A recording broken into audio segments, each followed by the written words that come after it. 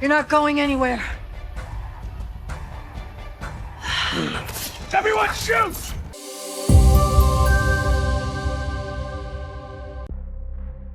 In a world where Rocksteady's Arkham Knight and Insomniac's own Marvel's Spider-Man franchise exist, it almost feels weird to have a superhero game that isn't based in an open world. It could make you question Insomniac's choice to have a more linear experience around Wolverine, a character whose many adventures could have been a ticket to a globe-trotting adventure or a much larger map at least. But this is Insomniac we're talking about, and it's a studio that has proven that it knows its superheroes, and does well to bring them to life. You see, we're of the opinion that the studio has done well to craft a smaller structure that immediately translates into a more intimate, personal adventure with Wolverine that better suits his movement, combat personality, and a story that does take you around the globe, but on its own terms. All of those factors aside from the story, were also facets of the experience that were highlighted across the board in its Spider-Man games, but executed with respect to an open-world version of New York that fit well within a framework entirely different to the one that Logan's been let loose in.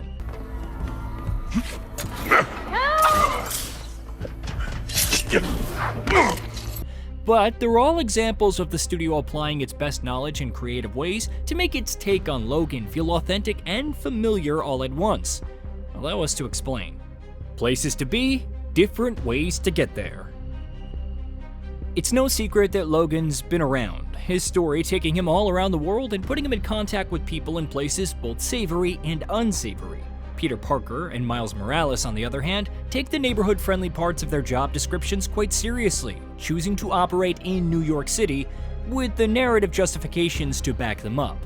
Of course, that meant web-slinging your way across town was a traversal method that could have you ignoring the fast-travel subway system almost entirely.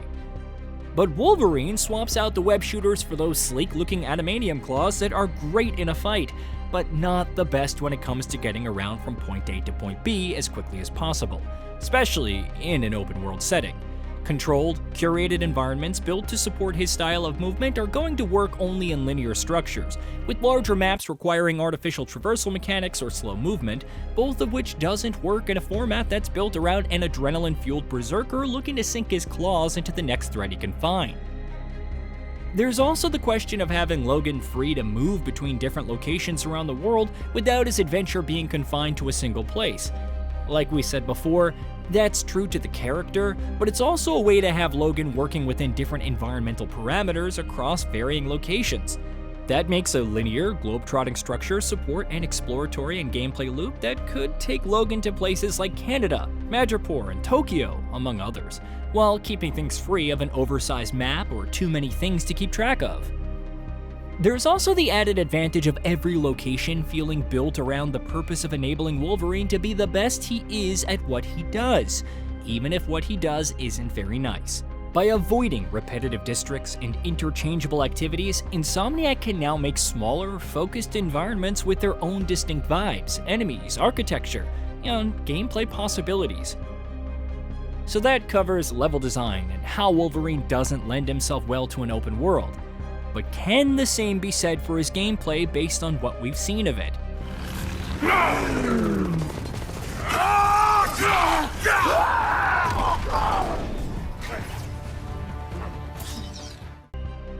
When the claws are out.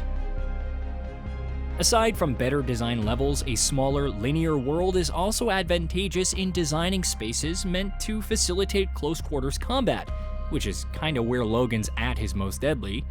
It's the perfect way to set up the violent, brutal encounters with deadly enemies that he's earned a reputation for over the years, which heavily depend on good positioning for you to use his moveset effectively. All of that's in support of linear spaces where the game has more control over what you're seeing and experiencing, while you get to use walls, narrow spaces, the environment, objects, and perhaps enemies themselves to turn the numerical superiority into a meaningless statistic as you unleash the full brunt of your rage on them. It's also a great way to have more control over the balance between stealth and all-out brawling, both of which are a crucial part of Logan's skill set as a hunter and soldier with decades of hard-earned experience, showing him that his invulnerability is among the most important reasons to avoid unnecessary pain for himself and those around him. By baking that into an experience that facilitates a quiet approach when it's needed, it's not only authentic, but it also puts the player in control of how they would like to respond to whatever the game throws at them. There's also the question of boss fights and the obvious spectacle that we're all expecting that comes associated with them. Smaller arenas make the action more easy to focus on, allowing us to see Logan take on memorable foes in all his glory, with the campaign able to bring them in at a pace it deems appropriate.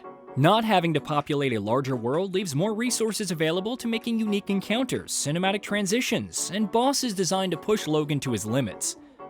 Another important part of the equation is Logan's innate healing factor, which could become a balancing issue in an open world where Logan's almost always showing up to his next fight with a full health bar, the scars and damage of his previous encounter already a fading memory swept away in the current of his longevity.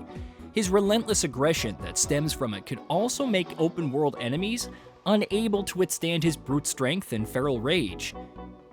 Carefully controlled missions can allow the game to have combat encounters that are planned around the healing factor and rage, giving us more of a challenge by controlling enemy pressure, combat escalation, and curated moments of vulnerability woven in to balance out the sheen of the near immortality that the game's protagonist has enjoyed over the years. Yeah, enjoyed. There's also what we already know about the game, and there's a lot in favor of a linear adventure in there for us to talk about.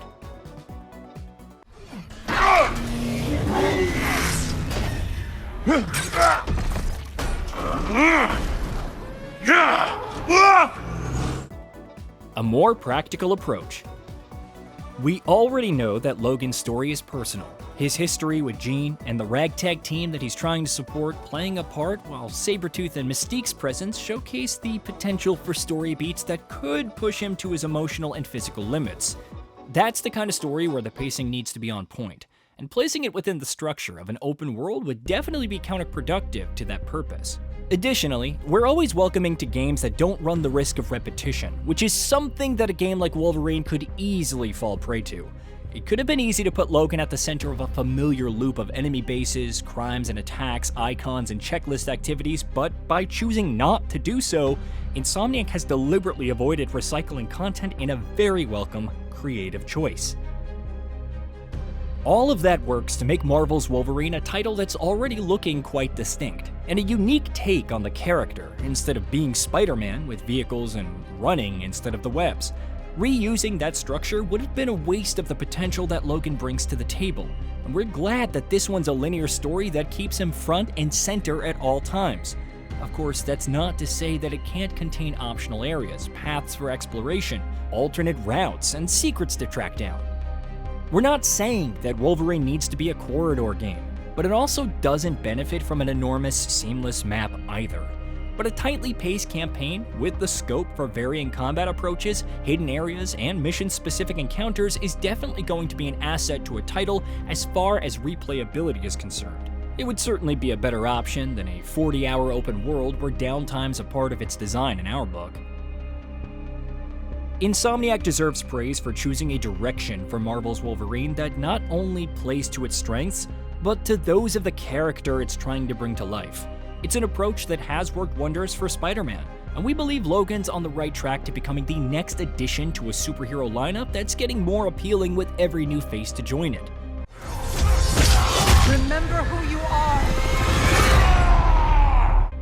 Marvel's Wolverine isn't too far away now, and we can't wait to find out if we're right about the developers choosing a smaller, more linear design for the adventure.